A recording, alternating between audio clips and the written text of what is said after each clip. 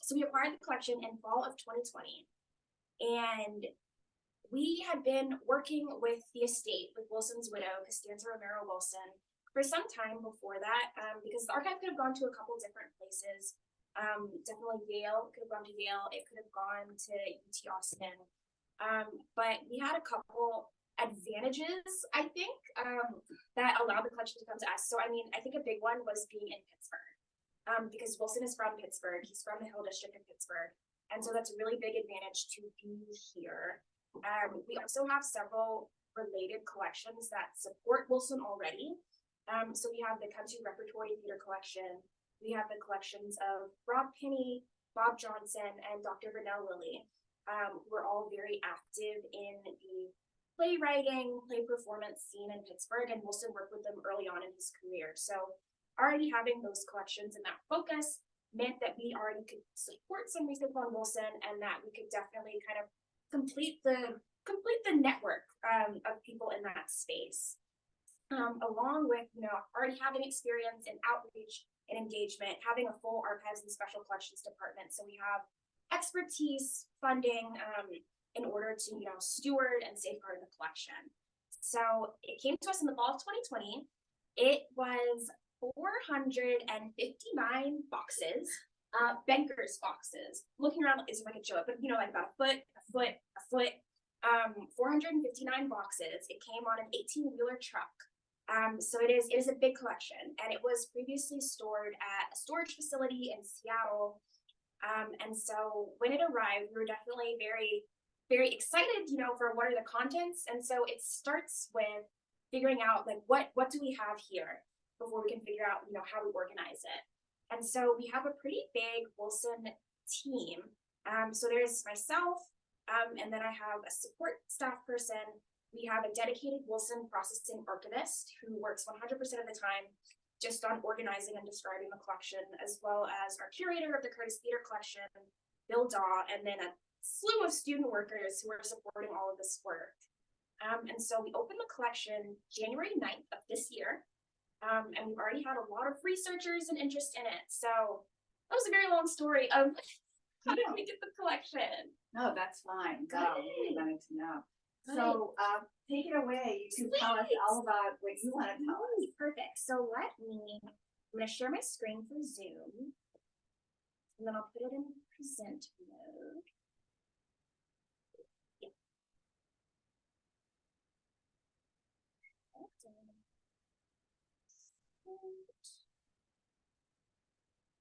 And then I'm just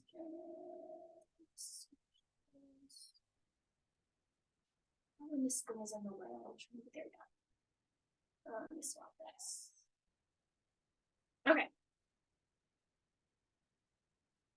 Is this okay for y'all? Is this okay for y'all in the room? Yeah. Okay. I don't know how to get this quite right, but so what I was gonna start with was a little bit about Wilson, and please excuse if there's a typo, and I'm just seeing it now. But so he was born in 1945. He was born Frederick August Kittle, was his birth name, and he was born in the Hill District of Pittsburgh. He is mixed race, so he has a Black mother and a white German father. He has 6 siblings, so he was right in the middle of his siblings. And just to hit on some key points, so he left formal education in the 10th grade. He did not finish high school. He was accused of plagiarism.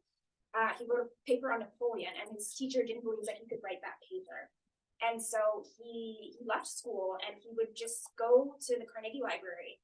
And there's a little bit of controversy. So he was in Hazelwood at the time, whether he was at the Hazelwood branch of the Carnegie Library or whether he was at Oakland branch, and people can't agree on this. And so it's okay, I'm gonna move around a little bit. But so although he didn't get his high school diploma, the Carnegie Library of Pittsburgh did award him a high school diploma, and this is the only one they've ever awarded. And if it's good with y'all, I'll just pass things around as I'm kind of showing them, so you can see. And so then in 1965, he changed his name to August Wilson. Wilson was his mother's maiden name. And then he chose, August, his middle name. And the playwright was born. And so, as I mentioned, he was very, very active in the local, creative scene in Pittsburgh. So he co-founded Black Horizons Theater with, as I mentioned, Rob Penny, Sala Udine, who you might know is still very active, in the education board in Pittsburgh, but also was and is an actor. Maisha Baton, Claude Purdy, and others. And actually, Wilson started as a poet, not as a playwright. But eventually he started directing plays, and then he started writing plays as well. And then in 1970, his first daughter, Sakina Ansari Wilson, was born. And then he leaves Pittsburgh. So he said that it was hard to deal with the racism and the environment in Pittsburgh, and so he had to leave. But by leaving, he was better able to hear the voices of the Hill District and hear the voices of the people he'd been surrounded by. So he left, he went to St. Paul, Minnesota, where he worked with Claude Purdy again, in order to start writing plays. And so he worked at the Science Museum in St. Paul, where he wrote these very cute little science biography plays put on for children. But he started writing then, and the next slide I'm gonna move on to the timeline. But I wanted to mention while we're looking at this that, his big break, if you could call it that, was when Ma Rainey's Black Bottom was accepted at the National Playwrights Conference at the Eugene O'Neill Theater. And so that is when he was finally, recognized for his work. He was able to workshop it. He established a relationship with Boyd Richards, who was the artistic director at Yale Repertory Theater. And then they had a close relationship for most of Wilson's career. So I wanted to show you, I'm going to show you two different views. And so this is explaining the order in which he wrote his American Century Cycle. And I'll stop and say, so Wilson wrote a play for each decade in the 20th century. And it was an amazing feat. He didn't set off to do this at first. I believe he got to, oh my goodness. I think he got to the piano lesson. He was like, wow, I've written a play, for 4 different decades. Why don't I just go and do this whole thing? And so Jitney was the first play that he wrote. And he also, comes back around and revisits Jitney years later. And I think that Jitney is particularly interesting for Pittsburgh because most people outside the area don't know, what a Jitney is. And so I'll show this to the camera. So this is a playbill from Jitney. I particularly love playbills, so I'm going to feature them throughout the presentation because I really like looking at these. But so, if y'all aren't familiar, jitneys are a informal type of taxi cab system. Has everyone heard of a jitney? Yes. Mm-hmm. Okay, perfect. So I think that this particularly is really centered in Pittsburgh, and the play is really centered on dialogue. It's really centered on, the characters sitting at a jitney station, and they're discussing these issues. But also it's really a lot about, the relationships between them. And so starts with Jitney, and then he moves on to Ma Rainey. Ma Rainey is the only play not set in Pittsburgh. It's set in Chicago, and it is based on a real person. Ma Rainey was an actual singer. And then, he moves to Fences, which is a little bit different from the rest of them because it's really set on one large character. It's set around Troy. And then he goes on. One of the interesting things to me is that Seven Guitars and King Hedley, they are separated by 40 years in the century cycle, but those plays have some more characters returning around again. And then Jim of the Ocean is the first play in the cycle, but he wrote it almost all the way at the end. And then Radio Golf was the last play that he wrote. And so this is showing the American Century Cycle in decade order, starting with Jim of the Ocean and then moving all the way through Radio Golf. And so I did put a description of each of the plays here. I'm not going to read it. I'll leave it for a second so you guys can kind of see what they're about. But Jim of the Ocean is really talking about Aunt Esther, who's a character who appears across 4 total of the plays, who is this matriarchal spiritual figure. And so it's talking about, the spiritual journey that she's taking this man on. it definitely has a lot to do with slavery, with the Middle Passage, with things like that. And as I said, I'm gonna feature some of the different playbills. So it might be hard for the people in the room to see, but on this playbill, you can see that it's a pile of bones here. And so that's really important in the play, is the journey to the city of bones. And I'm gonna show another artifact now. So this is from the Mark Taper Forum production, and this is Felicia Rashad here in the center. And they're showing the quilt, which is the map to the city of bones in the play. Perfect, and I'll pass this around.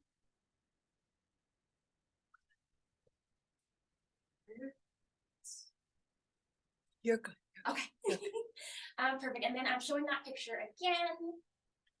And then this is another really great picture of Felicia Rashad with Black Mary in the background. Felicia Rashad as an Easter. I didn't say that. Then the next play is Joe Turner's Come and Gone. This was Wilson's personal favorite. I also think this is probably my favorite. And so this is still touching on the theme of slavery, freed slaves, identity, specifically about a man who is trying to find his song. I don't think, trying to make sure I touch on the artifacts I have in the room while I'm doing it. So as I mentioned, the O'Neill Playwriters Conference. So this is from 1984, when Wilson was there workshopping Joe Turner's Come and Gone.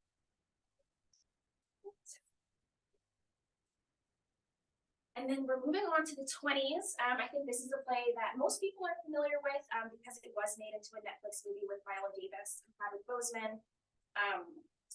Goodness, a couple years ago, I can't remember when, 2016. But this is the only one not set in Pittsburgh. It's set in Chicago, and it's really about exploitation of performers and of Black art. And I think I have something from Maureen. Oh yes, I have costume designs from Maureen. Yes, yes. So these are really gorgeous. So I can't remember which production it is, but these are by Daphne Pascucci. And we have costume designs for all 7 characters. So this is Maureen. And then this is Dusty May. And they are really gorgeous because they are these colored pencil drawings. And so this represents a lot of the stuff that we have in the question related to like production history. So, you know, costume designs, set designs, things like that. And then the piano lesson, which is also one of his more popular plays. And so this just came off Broadway. It was on Broadway. I think it closed like a month ago. I did get to see it, which was super exciting. It was my first Broadway play. But Samuel L. Jackson was in it, as well as John David Washington, Denzel's son. So it was a star-studded cast. Danielle Brooks from Orange is the New Black was in it. So it was a really great cast. But this play in particular has some more mystical elements in it. So it's a debate, a fight between a brother and a sister who are trying to decide what to do with the family heirloom piano. And I wanted to highlight here, there is a great connection to Squirrel Hill. So this play was made into a made-for-TV movie on Hallmark in 1995. And Wilson did write the screenplay for it, and they filmed it in Pittsburgh. And so in the play, Whining Boy and Lyman are selling watermelons. So they came up from the south, and they're selling watermelons to make some money so they can buy some land. And particularly, they want to sell their watermelons in Squirrel Hill because it's the rich white neighborhood. And so when they filmed it, they did come out and film in Squirrel Hill. So if you look here, I'm gonna pass these in a second. But so this is the location contact list, where you can see exterior street in white neighborhood and then house on Squirrel Hill. And it is 1435 Bennington Avenue. So we could probably, go and find that location actually. So it's really exciting that it was actually filmed out here. And then this other one is just mentioning, house in Squirrel Hill and the white neighborhood again. Yeah, so I think that's like super, super neat that they were able to like film on location. And it's funny because the characters in the play are talking about like, oh, we're like really gonna get over on these people. We're gonna like oversell these watermelons. And the people are like, oh, is it sweet? And they're like, yeah, of course. So it's a really great moment in the play. And then I'm gonna pass around this photo as well from the piano lesson. And so this is from I want to say it's from the Yale Repertory production. And if you look really closely, you'll see that this is Samuel L. Jackson in the role of Whining Boy. And this is a moment in the play where they're kind of like dealing with the ghost, and so he's marching up the stairs. The lighting is really dramatic, so I'll pass this to you. Oh, yeah. Okay. Oh, yeah. Okay, so I also included a prop list from the piano lesson. So you'll see scenes 1 through 5. We've got watermelons, we've got piano, obviously. But it's really interesting to me, like how detailed like it really gets down to. So pint of bourbon, glass, Whining Boy's letters. So the letter props used in plays, they will still have like the full letterhead. They'll have like the full writing on the note and everything. It's all always very realistic. Oh, perfect. And then for the people on Zoom, this is showing that first artifact where it says exterior of the white neighborhood, where he's talking about selling the watermelons. So I'll leave that for a second.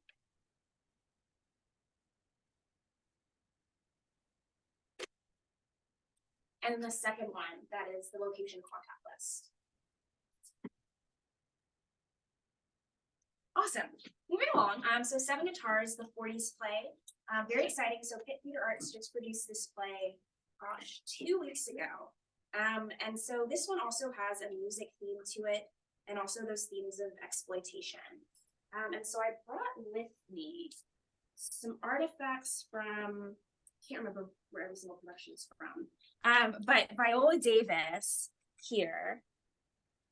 And then if you know Keith David, Ruben Santiago Hudson, and Michelle Shea. And then this is a really fun part that I'm going to touch on later, is that Wilson loved to doodle and to make sketches. And so we see this script where he's doodled a little self-portrait. And then on this one, a guitar. So pass these. Yeah. Perfect. So the next we've got Fences. Arguably the most popular of his plays, centered around Troy Maxon. So it's a bit different from the other plays, which are more ensemble based. And here I have a picture from, this is definitely from Yale. And you'll see director Lloyd Richards, who's next to Wilson here with the cast of Fences. I didn't know too much stuff. I got too excited. I was telling Chrissy, I thought I brought too much stuff. No, not at all. Okay, This good. is fantastic. Good. Two Trains Running, which is set in the 60s. And it's particularly interesting because the 60s was such a tumultuous time. And it's, not centered around that really, like there's mentions of the Malcolm X rally, but it's still more centered, starting to get into themes of urban renewal.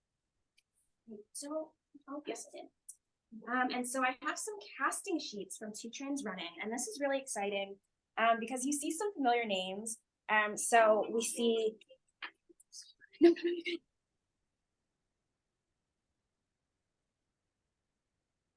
We see Morgan Freeman.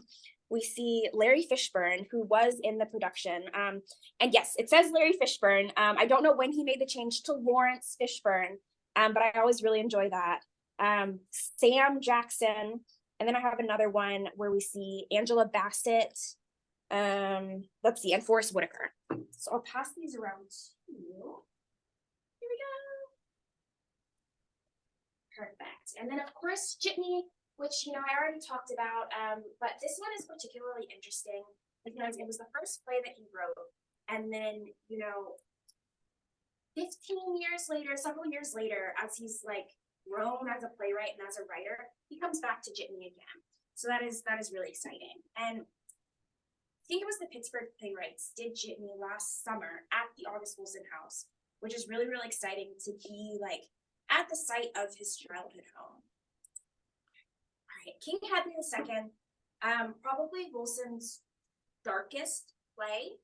And this one it feels particularly modern in the themes that it's dealing with. So there's abortion, the justice system, jails, family relationships.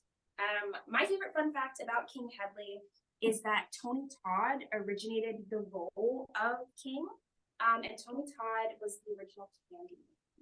So it's a really cool connection, I think. And so this is a signed copy of the playbill from the cast. Don't worry, it's not the original. So touch everything, just to be clear. Here we go. All right, so now I'm almost at the end. I'm coming to radio golf, which is particularly prescient. So radio golf deals with themes of urban renewal. We also return back to Aunt Esther again, and the destruction of her house. This one I find particularly fun. So we have, I don't think I have anything like that, but we have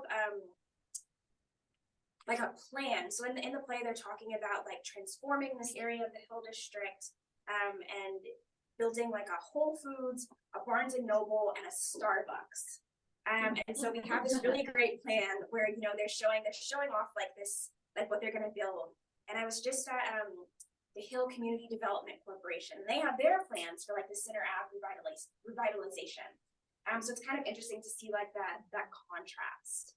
And also it's really exciting. Mayor Daney has said this as well, but in this play, the main character is running for mayor. And so Mayor Daney has said that he fulfilled the prophecy of this play in being Pittsburgh's first Black mayor.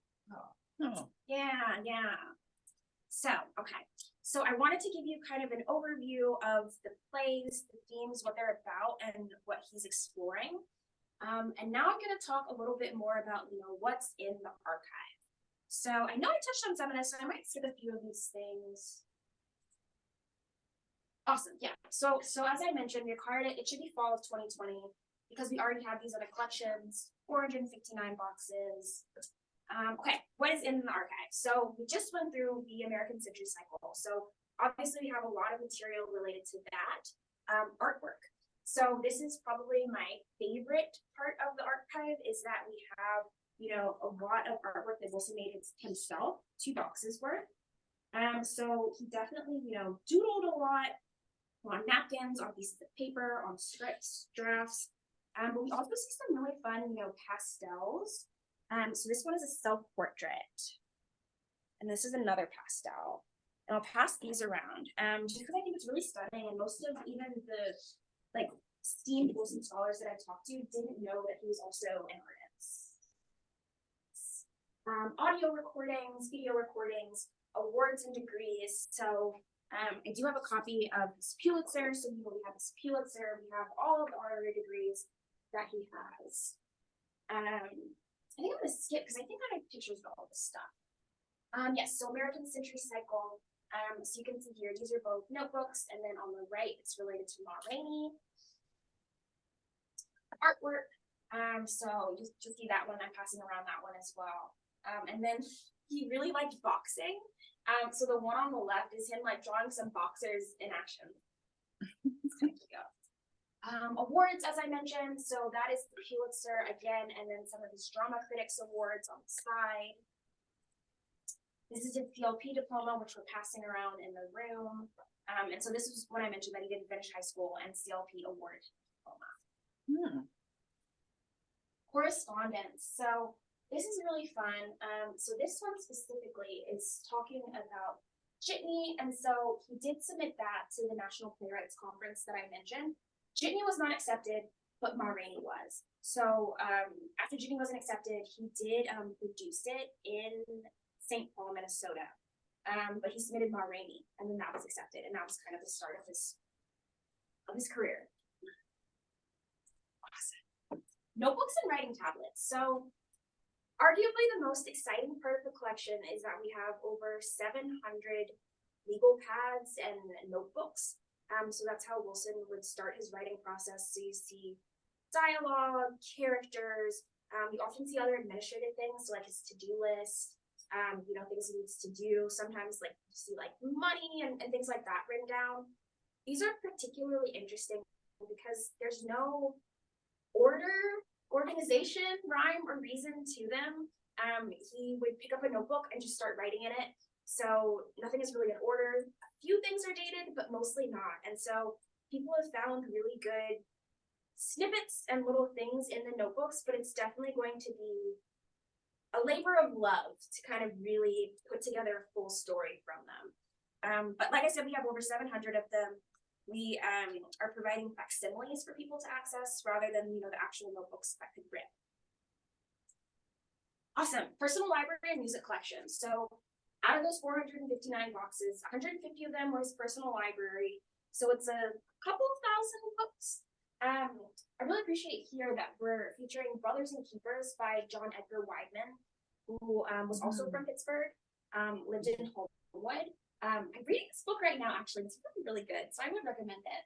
And then in the right corner, we see Dutchman and the Slave, two plays by Leroy Jones, who later changed his name to Amiri Baraka, who was one of Wilson's major influences. Awesome. Music collection, so that is about 30 boxes, records, cassettes, things like that. So blues was a major influence for Wilson as well. Photographs, so we already saw this Fences photograph, and then another here on the right. Scripts, as I mentioned, and so these run the gamut of, annotated, not annotated, dated, not dated, but those are really fun because you do see him really going through his writing process. And I brought one here, and this is from Fences, and you'll see towards the middle of the page, this line by Rose where he's numbered the sentences and is, rearranging them.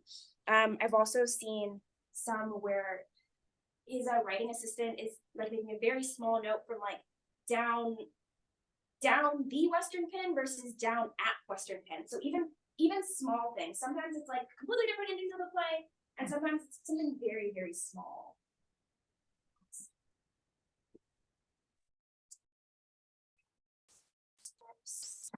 Perfect. So the other things that I wanted to pass around, maybe I'll stop sharing my screen so I can show things better.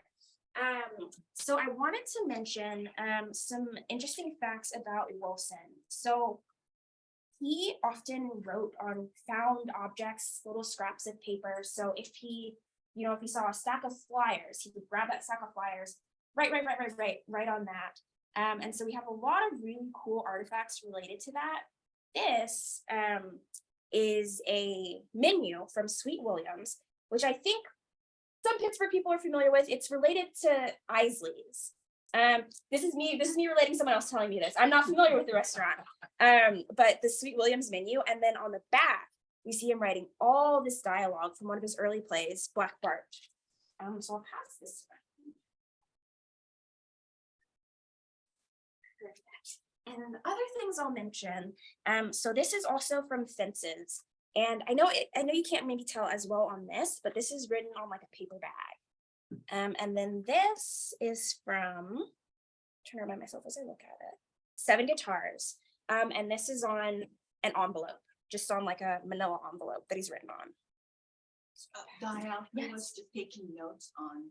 Yeah, absolutely. Yeah. So this is dialogue from 7 Guitars, and the Fences one, it's not even dialogue per se, it's more of like what the play is about and what he's trying to do with the play. So sometimes it's things like that. Him saying, this is what I'm trying to do with this play, or this is the theme of this play. So pass these around. Let me take a quick sip of water. Yeah, the next thing that I wanted to talk about was our outreach plans and what I'm doing in my role.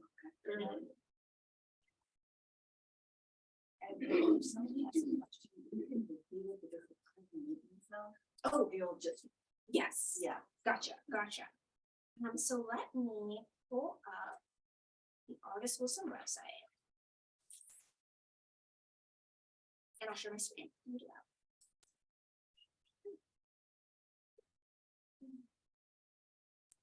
Awesome. So since we were able to, bring the collection home to Pittsburgh, we know that there's a lot of potential to do outreach and engagement. I think that the audience is definitely there for scholars who've been studying Wilson, but we also knew that a lot of students and teachers, in the local landscape would be interested. So we got some sizable money. We got $1 million from the Hillman Foundation. And so with that money, they were able to hire dedicated outreach staff, but we're also able to do lots of paid opportunities. And so I'm heavily trying to advertise these, so I can send out, the link to this as well. But so my 4 main focus areas are students, educators, artists, and community organizations. And so we have the first one that you're seeing, oh, not like that. There we go. So the first one you're seeing is a research award that is meant to support researchers outside of Pittsburgh. And then we have an award for educators to come work in the archive in order to enrich their curricula with primary source materials. We have a Community Artist Scholar Award, which is meant to support artists and scholars in Pittsburgh to create any sort of art, whether it's visual, performance, written, related to the archive. We have one for students. So we do have a couple students from UPrep Malines that are working with us right now. And one of them is working with King Headley. And like I mentioned, the themes in that play are very prescient to right now. And so she's really connecting really well with that, which was really exciting to see. And then we also have a lending library to support K-12 educators. So we have 20 copies of each play, which we can lend out to people. And all these opportunities are paid, which is super, super exciting. And the applications are open. It's on a rolling basis. And then the other work that I'm doing with community organizations. Where would they apply? Yes, absolutely. Yes. So this is on our website under opportunities. And then the application is hyperlinked in all of them. It'll take you to a Qualtrics form. And besides that, I'm like the main contact for all these opportunities, so I can also help with that. So a lot of our outreach has been focused in the Hill District, just because it is the culture and the history of the Hill District that Wilson was steeped in, was writing about. And so Pitt has 2 community engagement centers, one in the Hill District and one in Homewood. And those are meant to be a window to the universities within the communities, because Pitt is aware that their relationship with those communities has not always been the best. And it's their way of, trying to establish that, to connect them with resources, and to help improve in ways that they can. And so I'm working closely with both of our community engagement centers, our CCs, in those spaces to do this outreach work. We are doing a lot of exhibits out in the community. So we just wrapped up our Black History Month exhibit downtown at the City County building. And that was curated by a high school student from Alderdice, who did an amazing job, amazing job. And we're getting ready now to also exhibit at CLP Maine in April, and that will also be curated by a high school student. Besides that, I'm very open to working with any organizations that, are interested in doing something with primary sources, with Wilson, or anything like that. Whew, I feel like I have been talking a mile a minute. Maybe I'll pause and take questions. Yeah. So I am on mute, so it's gonna echo. Does anybody have any questions, either from our audience over here or from the Zoom audience? And I'm sorry that I am echoing, but I will mute myself again. I have a question, Diael. Yes. How much of the, I think it was 459 boxes, how much of that material has been gone through? That's a great question. So we've definitely done a general survey of all the boxes. And we have made available, the American Century Cycle and the notebooks, and inventory pending for the rest. So I'd say, about half the collection now lives at Hillman Library, where people can access it. Yes.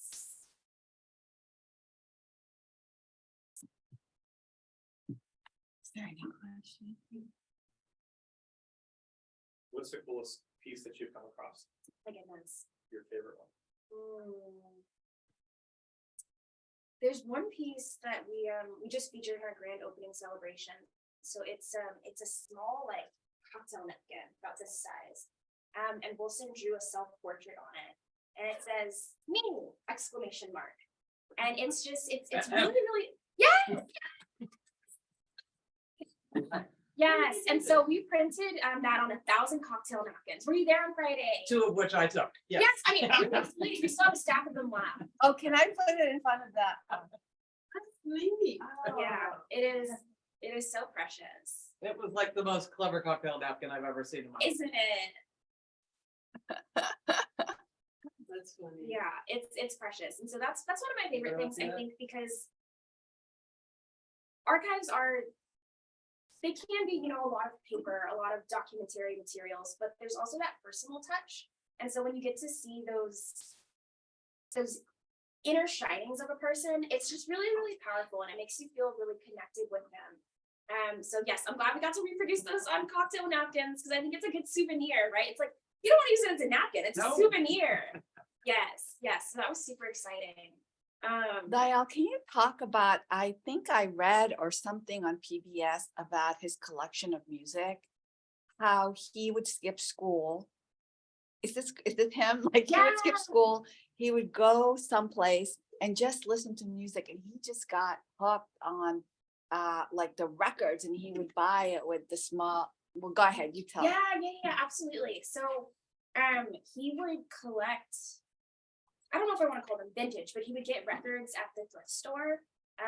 78s, which may mean something to some people, doesn't mean anything to me. But That's he, great here, we know. what we're talking about. so he collected 78s. But music was a huge influence for him when he first listened to Bessie Smith's "Nobody in Town Can Bake a Sweet Jelly Roll Like Mine."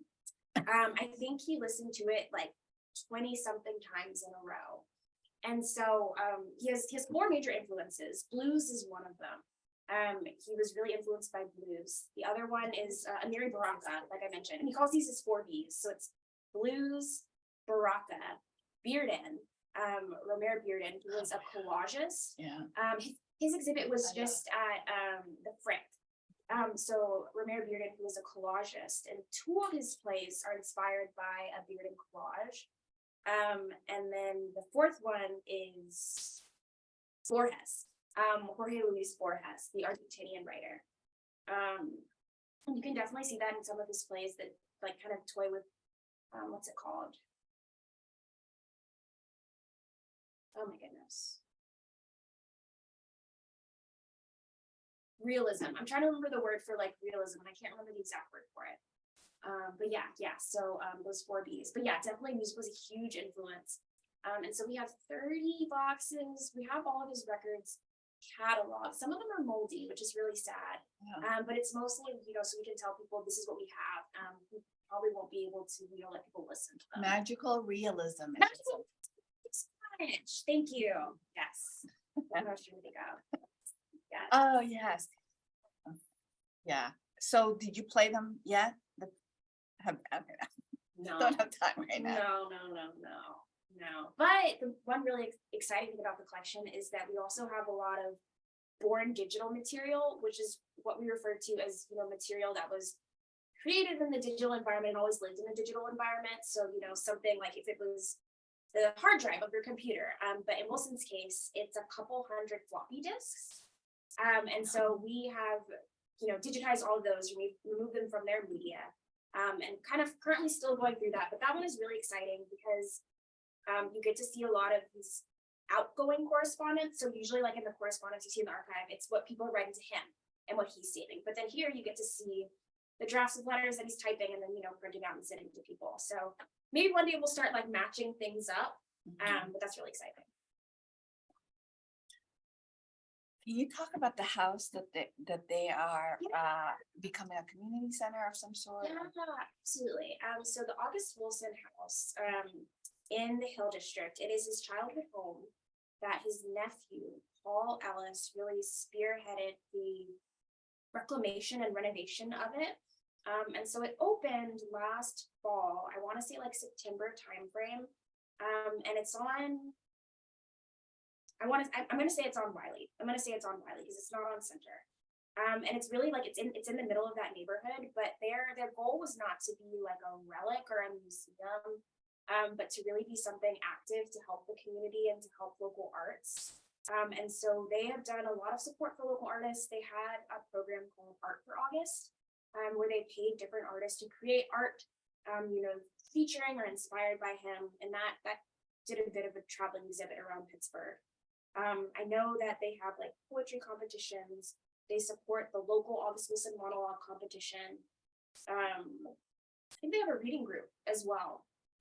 But so they're trying to do, events and to support people more than just like come here and look at, the recreation of his kitchen, which is there, but more. Mhm. Yeah. And for someone who wants to actually view the collection, are we allowed to, or? Yes. Yes. Oh my goodness. Great question. And I did not mention that. So the collection is accessible at Hillman Library in Oakland. And our hours are Monday through Friday, 9 a.m. to 4:45 p.m. And the collection is 100% open to the public, open to use, free to use. You do not have to be a scholar, an academic, a researcher. You don't have to have a research project in mind or anything. You can come and say, I just want to look at Vince's stuff, and we can show you Vince's stuff. So yes. So we are open. We're on the 3rd floor of Hillman Library. I'm there most of the time when I'm not out and about. But yes, completely open and accessible to use. Okay. You don't have to be a student. You don't have to be a student. Yeah, that's the greatest part about Pitt's library system and about Hillman Library is, we are open to the public completely. So you don't need to be affiliated with the university at all. Yes, absolutely. Do they? There's some things. I think it's mostly people who it. Yeah. So if anyone has any questions, I have one question. Yeah. You mentioned his his interest in boxing. Yes. Like, was there like boxing going on around the city, like matches, or I don't know, like how did he develop that, or how did he engage in that? Absolutely. So there was a man who lived across the street from him named Charlie Burley, who was a ex-boxer. And so he was somewhat of a father figure for Wilson. And this will make sense as I keep talking, but he was an ex-boxer, and now in Wilson's life, he was a garbage collector. And so that was Wilson's inspiration for Troy and Fences, along with, listening to boxing matches on TV. But yes, he's a huge boxing fan. Did he ever box himself? I don't think so. Okay. I don't think so. Not that I know of. I have a question. Yeah. So you said after he left Pittsburgh, went to St. Paul, Minnesota. Why did you choose that big particular city? Was it like the culture there, or what was the draw to? Yeah, absolutely. So one of his friends, collaborators, Claude Purdy, was there. And so he visited, and I think he said something like, I could live here. Like, this is nice enough. And so he had the opportunity to do some playwriting there. And I would presume he was ready to leave Pittsburgh. But yeah, it was mostly the connection that he had there. It's why he was there. I'm from like outside of Minneapolis. Oh, So that's why I'm like, wow. Yeah, absolutely. I know that the Science Museum there is like interested in the works that Wilson wrote when he was there. So that's really fun. I think we have 3 of them. I remember Margaret Mead, William Harvey, something like that. But yeah.